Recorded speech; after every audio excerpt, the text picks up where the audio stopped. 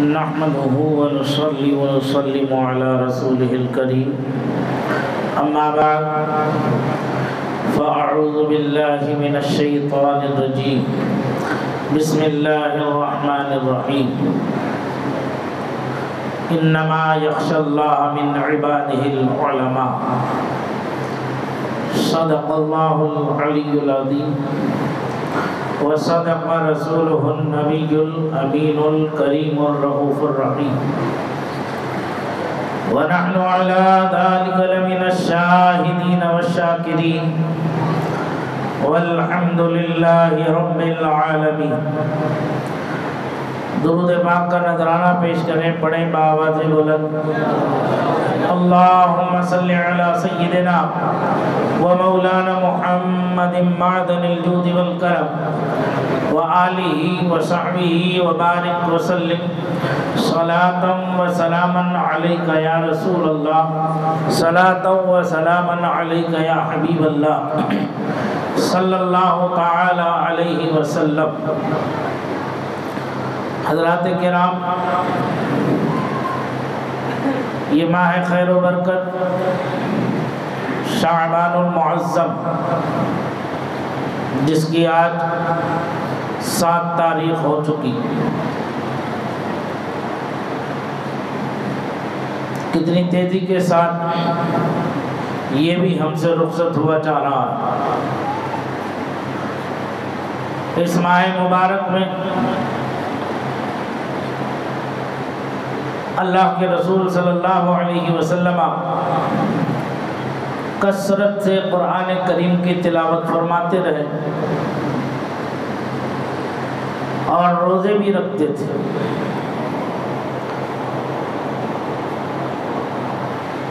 جب سرور کائنات نور مجسم صلی اللہ تبارک و تعالی علیہ وسلم کا اس دنیا سے دار آخرت کی طرف تشریف لے جانے کا سال آیا، تو اس سال رمضان المبارک میں، وہ شعبان المعظم میں، حضرت جبریل امین سدراک مکین نے سرکار دو عالم نور مجسم صلی اللہ تعالی علیہ وسلم سے 2 مرتبہ قرآن کریم کی دور فرمائی. ویسے ہر سال 1 مرتبہ دور ہوتی تھی، لیکن اس سال حضرت جبریل امین نے 2 مرتبہ قرآن کریم کی دور نکالی. آج ہمارے حفاظ کرام اور رائے عظام سال بھر اپنی مصروفیات میں منہمک رہتے ہیں، لیکن جب شعبان المعظم کا چاند نظر آتا ہے تو ان کے لیے قرآن اور مصلی سے بڑھ کر کوئی دوسری چیز پیش نظر نہیں رہتی، اور یہ سرکار کی سنت بھی. حفاظ کرام شعبان المعظم میں قرآن کریم کی دور کر کے اپنے قرآن کو تازہ کرتے ہیں، مضبوط کرتے ہیں، تاکہ رمضان المبارک میں تراویح صحیح سے ادا کی جا سکے اور مکمل قرآن کریم کی تلاوت ہو سکے. یہ ماہ خیر و برکت ہے، اس میں ہمیں لمحہ و لمحہ عبادت و ریاضت، تقوی، پرہیزگاری اختیار کرنا چاہیے. یہی ماہ خیر ہے جو شعبان المعظم آنے والے رمضان المبارک کے استقبال کے لیے حاضر ہے. اس ماہ مبارک میں ہمیں رمضان کی تیاریاں کر لینا چاہیے، ایسی تیاری کہ رمضان المبارک میں یکسوئی کے ساتھ عبادت و ریاضت ہو سکے، تقوی اور پرہیزگاری میں کمال حاصل کیا جا سکے. یہ ماہ خیر جس کے لیے سرکار نے ارشاد فرمایا الرجب شہر اللہ شعبان شہری، رجب اللہ کا مہینہ ہے اور شعبان میرا مہینہ ہے اور رمضان میری امت کا مہینہ ہے۔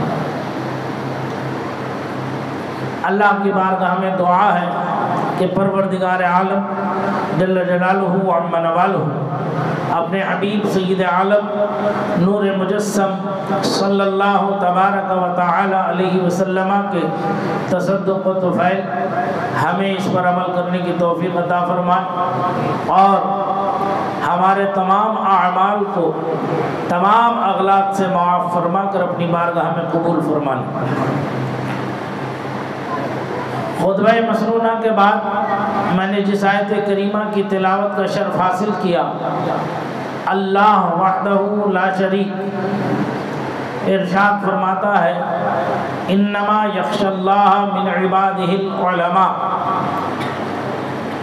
اللہ تبارک و تعالی سے اس کے بندوں میں سب سے زیادہ ڈرنے والے اللہ سے علماء حق ہیں۔ اللہ کے بندوں میں اللہ سے سب سے زیادہ ڈرنے والے کون ہیں؟ علماء حق، علماء کرام ہیں۔ کیوں؟ کیونکہ ان کے پیش نظر قرآن و حدیث کی مکمل معلومات ہوتی ہیں، کن اعمال کے کرنے پر اللہ راضی ہوتا ہے اور کن اعمال کے کرنے پر اللہ تبارک و تعالی ناراض ہوتا ہے۔ یہ علماء سے زیادہ کوئی دوسرا اسے جان نہیں سکتا۔ سمجھ میں آ رہی بات؟ کیوں؟ قرآن کا فرمان ہے انما یخشی اللہ من عبادہ العلماء۔ جب علماء حق نے اس پر عمل کیا، اس کے حلال کو حلال جان کر، اس کے حرام کو حرام جان کر، قرآن و حدیث کے مطابق اپنی زندگی کے لمحہ بلمحہ جو ہے کاموں میں عمل کیا، کتنی بڑی مصیبتیں ان پر ٹوٹی، کتنے بڑے بڑے پہاڑ ان پر ٹوٹے، قوم نے ان پر کیسے کیسے مظالم ڈھائے۔ یہ تاریخ میں چھپی ہوئی بات نہیں ہے، یہ تاریخ میں آیا ہے۔ علماء حق نے جب جب اعلاء کلمت اللہ کیا، حق کے کلمے کو بلند کیا، انہیں بڑے بڑے امتحان اور آزمائش سے گزرنا پڑا۔ کبھی سیاسی اثر و رسوخ کی وجہ سے انہیں تکلیفیں پہنچی، کبھی سلطنتوں اور حکمرانوں کی وجہ سے، بادشاہتوں کی وجہ سے انہیں تکلیف پہنچی۔ کیوں؟ اس لیے کہ انہوں نے ماحول کو، حالات کو، زمانے کو نہ دیکھ کر کے حق بیانی سے کام لیا، حق گوئی اور بے باکی سے کام لیا، جو ان کا ترہ امتیاز تھا، جس کے لیے اللہ تبارک و تعالی نے انہیں پیدا کیا تھا اور جس کے لیے ان کے سینوں کو علم کی اتھا دولت سے مالا مال کیا تھا، وہ اپنے فریضہ حق کی ادائیگی میں کبھی کوتاہی نہیں کی۔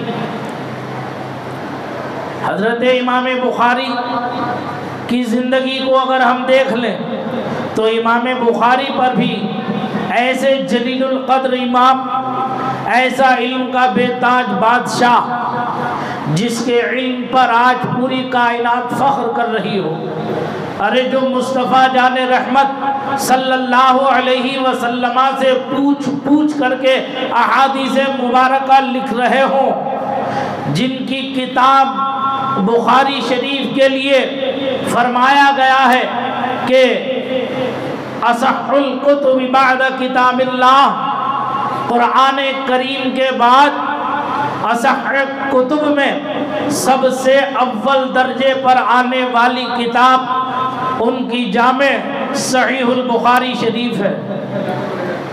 ایسے جلیل القدر عالم پر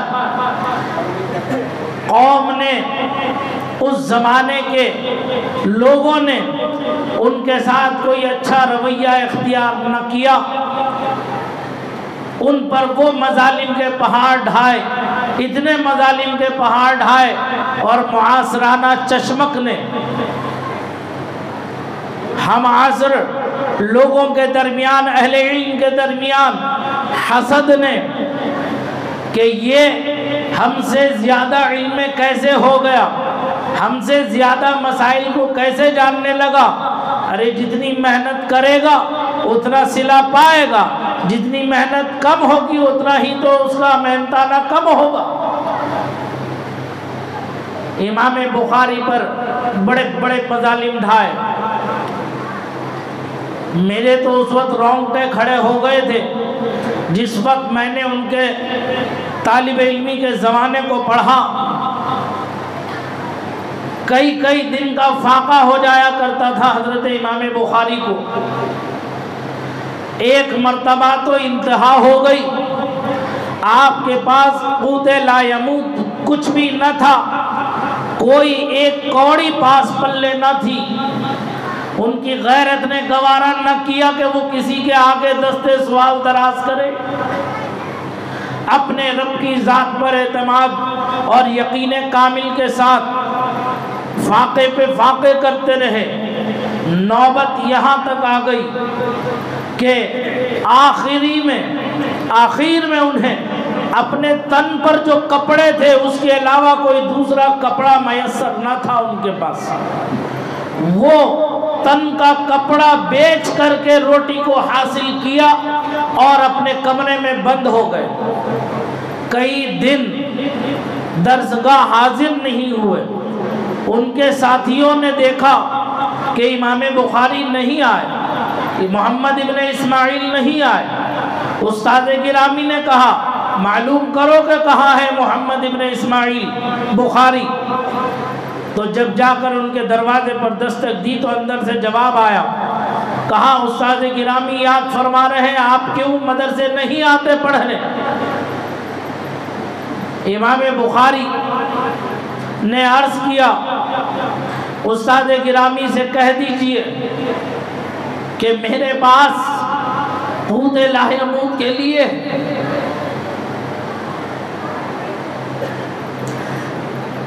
ایک دانہ میسر نہ تھا،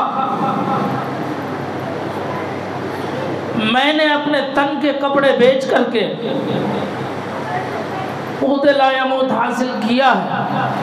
اب میں بالکل مادرزاد برہنہ حجرے کے اندر ہوں، میں دروازے سے باہر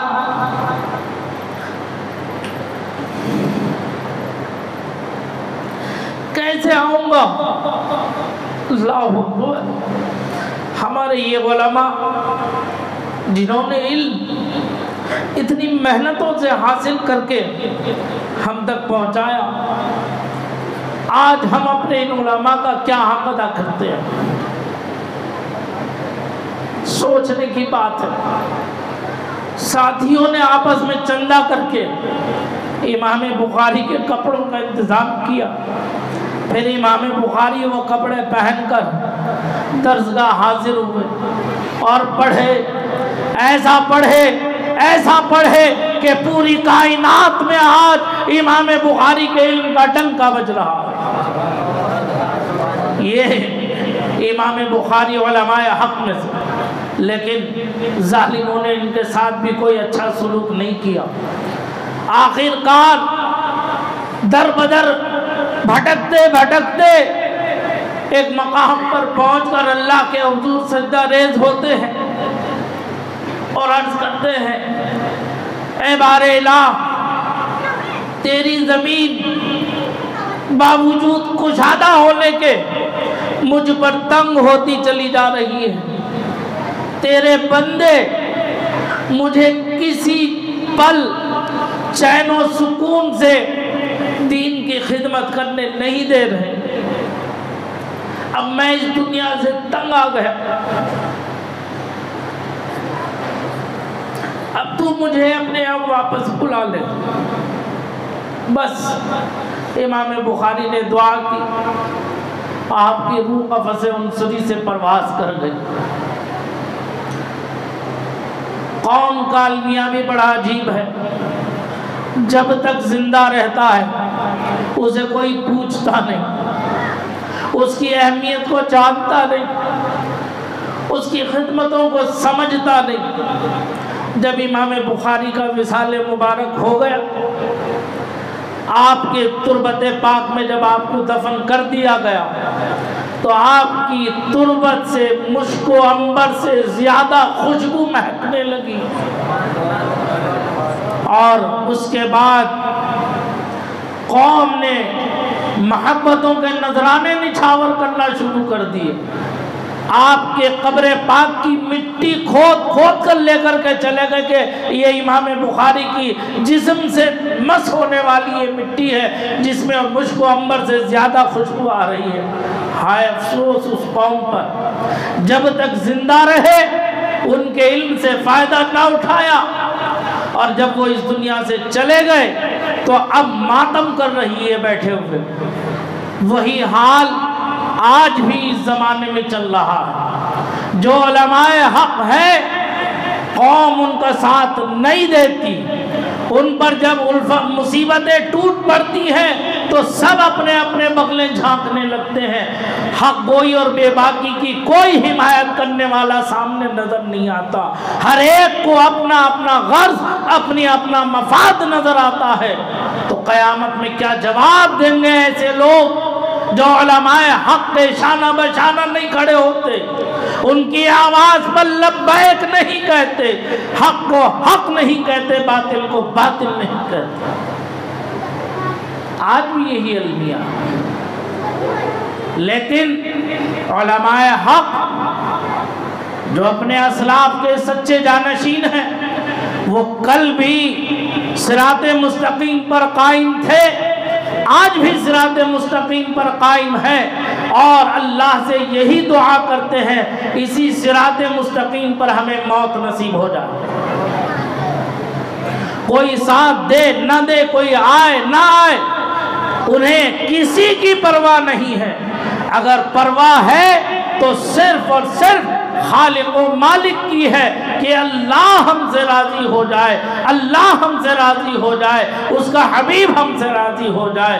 ایسے ہی علماء حق کے لیے قرآن نے فرمایا انما یخشی اللہ من عبادہ العلماء، اللہ کے بندوں میں حقیقت میں اللہ سے ڈرنے والے یہی علماء حق ہیں۔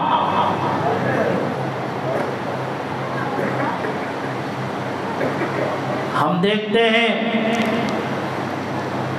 نظر ڈالیے، ہر زمانے میں علماء حق کی ایک عظیم جماعت ہمیشہ اعلاء کلمت اللہ کہتی رہی۔ سرکار غوث اعظم کے زمانے میں کیسے کیسے فتنے اٹھے، لیکن آپ نے ان کا ڈٹ کے مقابلہ کیا۔ سرکار غریب نواز کے زمانے میں کیسے کیسے فتنے اٹھے، آپ نے استقامت فی الدین، تسلط فی الدین کی بنیاد پر کھڑے ہو کر حق کی حمایت کی، حق کی تائید کی، اعلاء کلمت اللہ کہا۔ تاریخ میں آتا ہے آپ کے دامن سے تقریباً 90 لاکھ سے زائد لوگ وابستہ ہو کر داخل اسلام ہوئے اور اپنی دنیا اور آخرت دونوں کو سنوار لیا۔ ہم ان کے جانشینوں کو دیکھیں جو حق، ان کی زندگیاں بھی اپنے بزرگوں کے قول و عمل کے مطابق رہی۔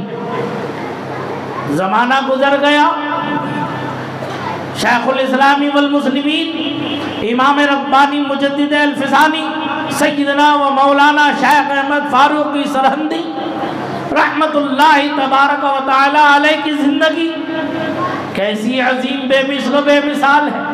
کتنی پریشانیاں اٹھائی، جیل کے اندر رہے، سلاخوں کے پیچھے رہے، پریشانی پر پریشانی اٹھائی، لیکن کبھی حق کے دامن کو چھوڑا نہیں، حق کہنا بند نہیں کیا، اکبر اعظم کی کوئی پرواہ نہیں کی، ہوگا ہندوستان کا بادشاہ، لیکن بادشاہت کس کی ہے؟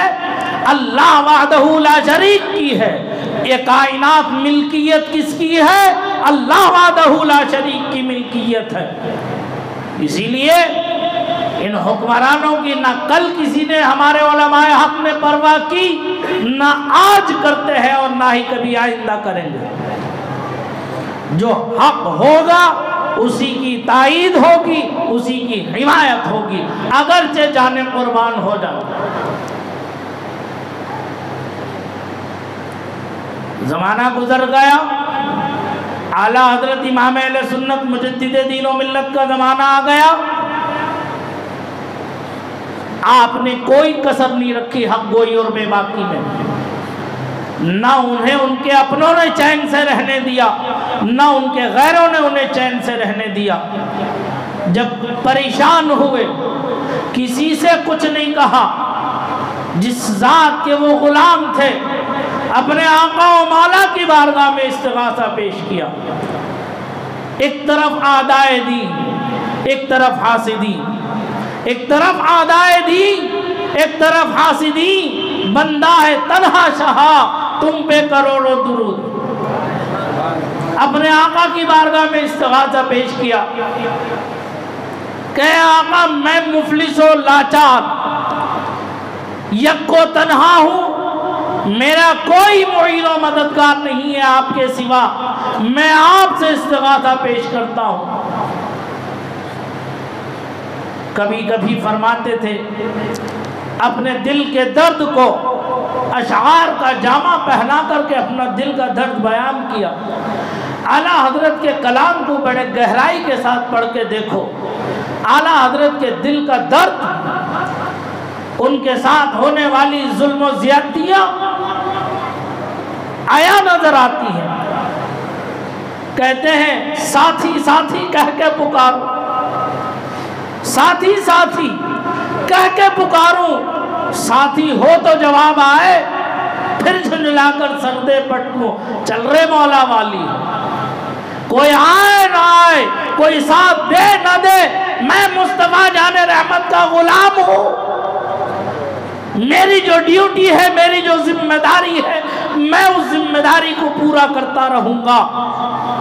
ایک موقع پر ارشاد فرماتے ہیں ہم آقا کائنات کے در کے کتے ہیں، کتے، کتے کا کام صرف بھونکنا ہے تو ہم بھونکتے رہیں گے، اور کتا رات میں بھونک بھونک کر کے سونے والوں کو جگاتا رہتا ہے کہ چوروں سے جاگو، چوروں سے جاگو۔ جو ہوشیار ہو جاتا ہے وہ اپنے مال کی حفاظت کر لیتا ہے، جو خواب غفلت میں سوتا رہتا ہے اسی کے یہاں چور اپنا ہاتھ صاف کر جاتا ہے۔ اسی لیے اعلیٰ حضرت نے کہا کہاں کہاں امت کو ہدایت کی ہے، کیسے کیسے مصطفیٰ جان رحمت کے بھولے بھالے امتیوں کو کہا ہے۔ خود کہتے ہیں اے میرے آقا مصطفیٰ جان رحمت کی بھولی بھالی امت، جو کچھ کہہ رہا ہوں اسے سن لے، میں دوبارہ اپنی قبر سے اٹھ کے تمہیں کہنے کے لیے نہیں آؤں گا۔ جو اس پر عمل کرے گا وہ نجات پا جائے گا، جو نہیں کرے گا وہ جانے اس کا رب جاتا ہے۔ کہتے ہیں سونا جنگل رات اندھیری چھائی بدلی کالی ہے، سونا جنگل رات اندھیری چھائی بدلی کالی ہے، سونے والوں جاگتے رہیو چوروں کی رکھوالی ہے، آنکھ سے کاجل صاف چرا لیں یا وہ چور بلا کے ہیں، تیری گٹھری تاکی ہے اور تو نے نیند نکالی ہے۔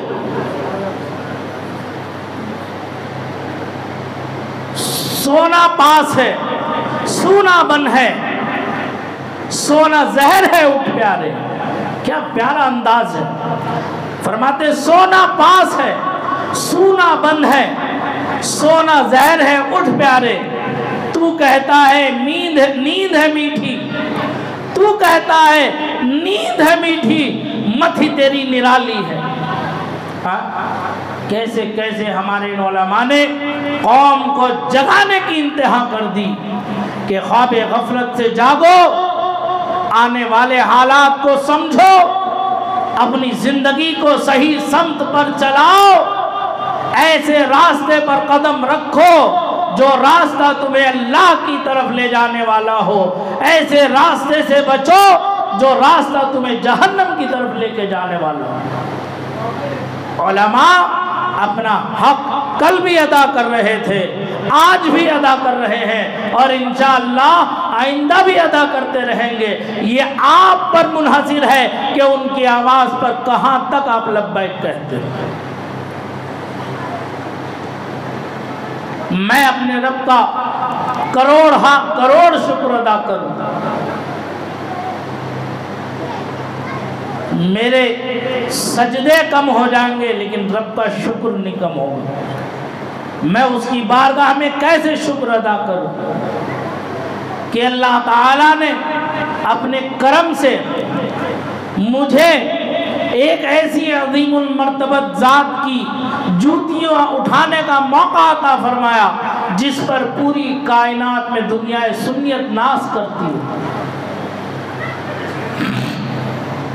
خلیفہ حضور مفتی اعظم حضرت علامہ الحاج شاہ مفتی سید شاہد علی حسنی قادری رضوی برکاتی نوری دامت برکات علیہ الرحمت والرضوان، ان کی زندگی میں نے دیکھی،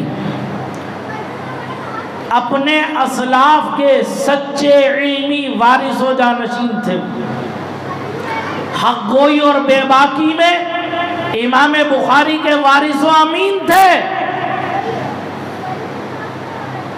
کبھی انہوں نے باطل سے سمجھوتا نہیں کیا، باطل کے آگے کبھی گھٹنے نہیں ٹیکے، معاصرانہ چشمت ہر زمانے میں رہی، ان کے زمانے میں بھی رہی، حتیٰ کہ دشمنوں نے موقع پا کر انہیں زہر تک دیا، زہر کھا لیا، رات میں 5-6 دست انہیں ہوئے، رات گزر گئی، صبح اٹھے فجر کی نماز پڑھائی اور سیدھے مدرسے درس بخاری کے لیے تشریف لے گئے۔ یہ واقعہ زبان زد عام و خاص ہے رامپور کی سرزمین پر۔ جب آپ مدرسے سے واپس تشریف لائے مسجد کی طرف، دیکھا محلے میں سناٹا ہے، سوچا کیا بات ہے، اچانک سناٹا کیسے ہے محلے میں، جس محلے میں چہل پہل ہوتی ہو وہاں سناٹے کا مطلب کیا ہے؟ تو آپ نے نظر ڈالی، اللہ نے آپ کو وہ نظر دی تھی کہ اڑتی چڑیا کے پر جسے کہتے ہیں کہ گن لے، آدمی کی چال دیکھ کر کے پہچان لیں کہ یہ کس ارادے سے آ رہا ہے، کس مقصد سے آ رہا ہے۔ اس کے زبان کھولتے ہی، کھولنے سے پہلے اس کے مدعا کو بیان کر دینے والی ذات مفتی سید شاہد علی نوری کی ہے، میرے استاد گرامی کی۔ دیکھا ادھر کچھ لوگ بندوقیں لیے کھڑے ہیں، ادھر کچھ لوگ گلی میں بندوقیں لیے کھڑے ہیں۔ اس زمانے میں آپ سے محبت کرنے والے ایک صاحب تھے حبیب احمد ادا، حبیب احمد خان ادا کے نام سے مشہور تھے۔ آپ نے فرمایا حبیب بھائی کیا ہوا، ادھر آؤ۔ جیسے وہ آئے، آتے ہی پوچھا حضور آپ کی طبیعت کیسی ہے؟ بولے اللہ کا کرم ہے، شکر ہے، احسان ہے، ٹھیک ہو۔ کہا رات آپ نے کیا کھایا؟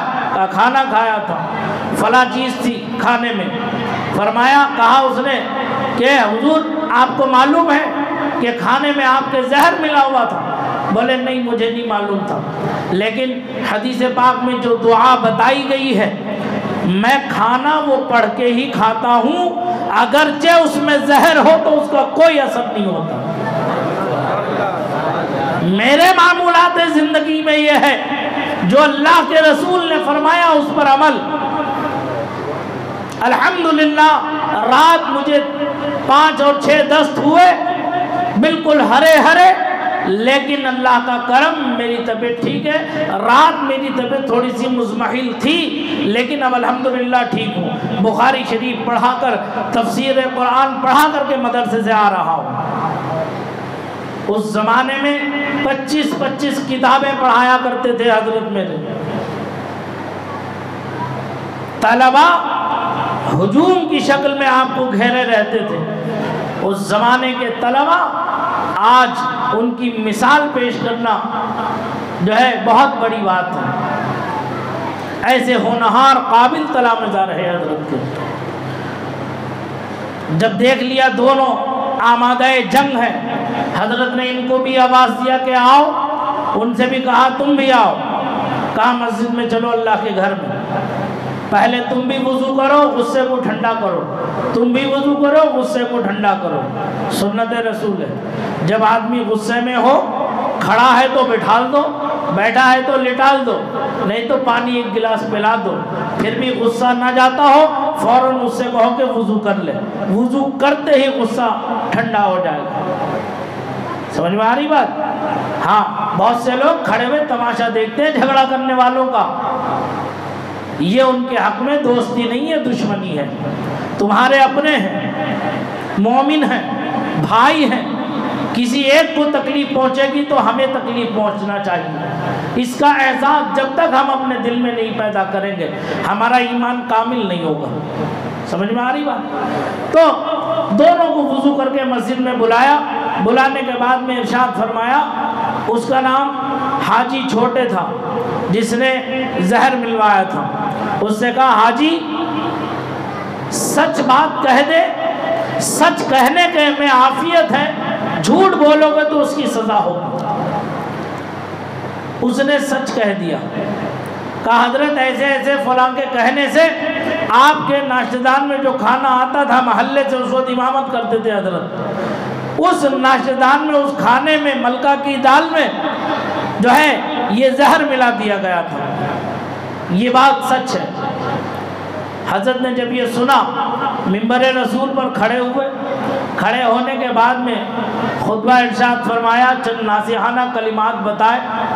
اس کے بعد میں چونکہ کسی نے مائک کھول دیا تھا تو آس پاس کے محلے کے لوگوں سے مسجد بھر گئی تھی، ہجوم اکٹھا ہو گیا تھا. آپ نے ارشاد فرمایا میں نے ان سے وعدہ کیا تھا کہ سچ کہنے میں عافیت ہے، جھوٹ کہنے میں عافیت نہیں ہے. چونکہ حاجی چھوٹے نے سچ کہا ہے اس لیے میں اللہ اور اس کے رسول کو گواہ بنا کر حاجی چھوٹے کی اس غلطی کو میں معاف کر دیتا ہوں. یہ میرے جد امجد امام حسن مجتبی کی سنت ہے. میں نے اسے معاف کر دیا اور نہ ہی میں اس کا دنیا میں کوئی مواخذہ اس سے لوں گا اور نہ اللہ کے یہاں آخرت میں اس سے کوئی جواب طلب کیا جائے. میں نے دنیا اور آخرت دونوں جہان میں اسے معاف کر دیا. بس اتنا کہنا تھا. وہ حاجی چھوٹے قدموں سے لپٹ کے مچھلی بے آب کی طرح تڑپ رہا تھا. کہتا تھا ایسی عظیم المرتبہ ذات کے ساتھ میں نے کیا کیا. ان کے زمانے میں بھی لوگوں نے انہیں جو قدر دینا چاہیے تھی وہ نہ دے سکے. لیکن اللہ جسے عزتوں سے تو بالا کرے کون اس کی عزتوں کو کم کرے گا. اپنے زمانے میں اپنی علماء کے جماعت کے اندر وہ ممتاز شخصیت رہے. آج دنیا سنیت میں مفتی سید شاہد علی نوری کا نام سنہرے حروف میں لکھا جاتا ہے. میں شکر ادا کرتا ہوں پروردگار کا کہ مجھے میرے رب نے ایسی ذات کی خدمت کا موقع عطا فرمایا.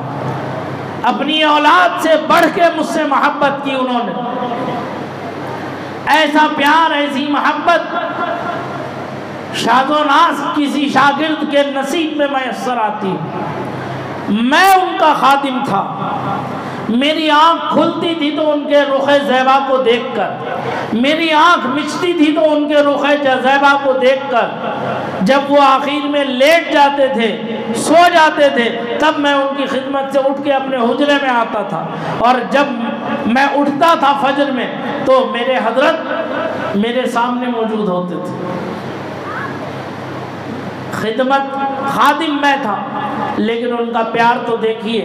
جب میں رات میں سوتا تھا، کبھی کبھی 2-3 مرتبہ وہ رات میں اٹھا کرتے تھے شوگر کی وجہ سے پیشاب کے لیے، استنجے کے لیے، تو وہ آتے حجرہ کھول کے دیکھتے، کبھی تکیہ سر کے نیچے نہیں ہوتا میرا، آتے بڑے پیار سے سر اٹھاتے تکیہ لگا دیتے.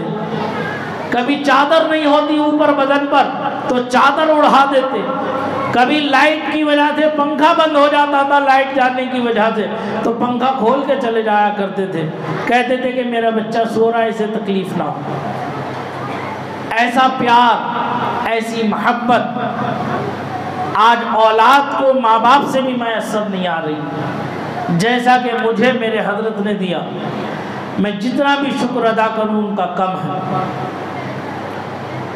آج انہیں کی نسبت سے 3 سال انہیں ہو گئے اس دنیا سے رخصت ہوئے.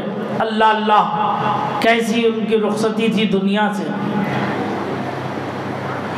صبح سے لے کر جمعرات کا دن تھا، جو صبح فجر سے اٹھ کر ورد و وظائف سے جو شروع ہوتا تھا، ہوا تھا دن، ناشتہ کر کے گھر سے مدرسے پہنچے، بخاری شریف کا درس دیا 11 بجے تک. 11 بجے وہاں سے اٹھے اور اٹھنے کے بعد سیدھے قصبہ کیمری ہے ہمارے یہاں، وہاں ختم بخاری شریف کرانے تشریف لے گئے. وہاں ختم بخاری شریف کرایا، وہاں سے 2:30 بجے گھر آئے. میں نے کہا بہت دیر ہو گئی، کھانا لے لیجئے. اوپر کھانا کھانے تشریف لے گئے، دوا لے کے کھانا کھائی.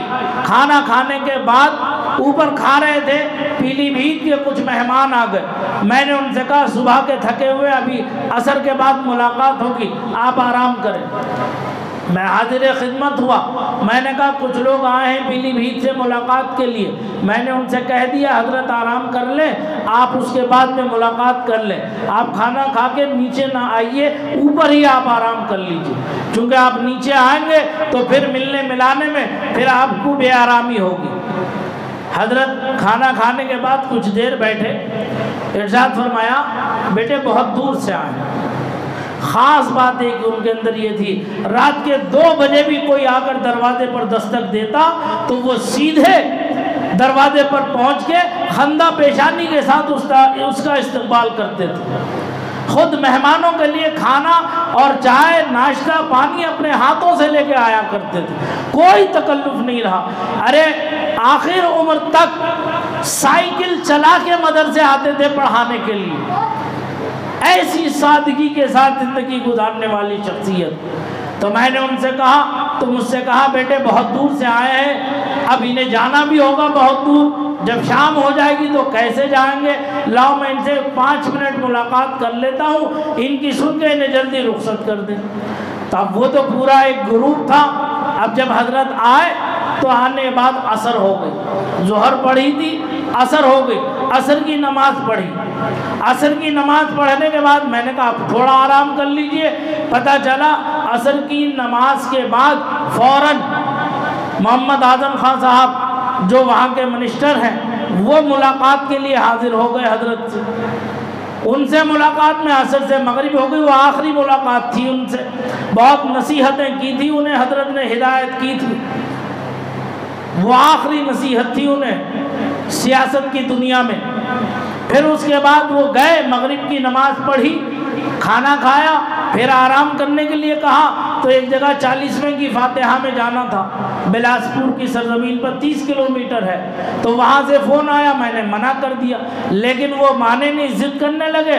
حضرت نے کہا میں نے وعدہ کر لیا ہے، میں نے زبان دے دی ہے، لہذا میں صرف شرکت کر کے آ جاؤں گا. میں نے ضد کی. کہا اچھا تمہاری بہن جو ہے حضرت کی بیٹی کہ وہ اپنے سسرال جائیں گی، انہیں ساتھ لے جاؤں گا، وہاں چھوڑ دوں گا، ادھر سے دوسری بہن آئیں گی ان کو لیتا ہوں. کوئی بھی بہانہ بنا لوں اس کے، کیونکہ میں بہت ناز کرتا تھا.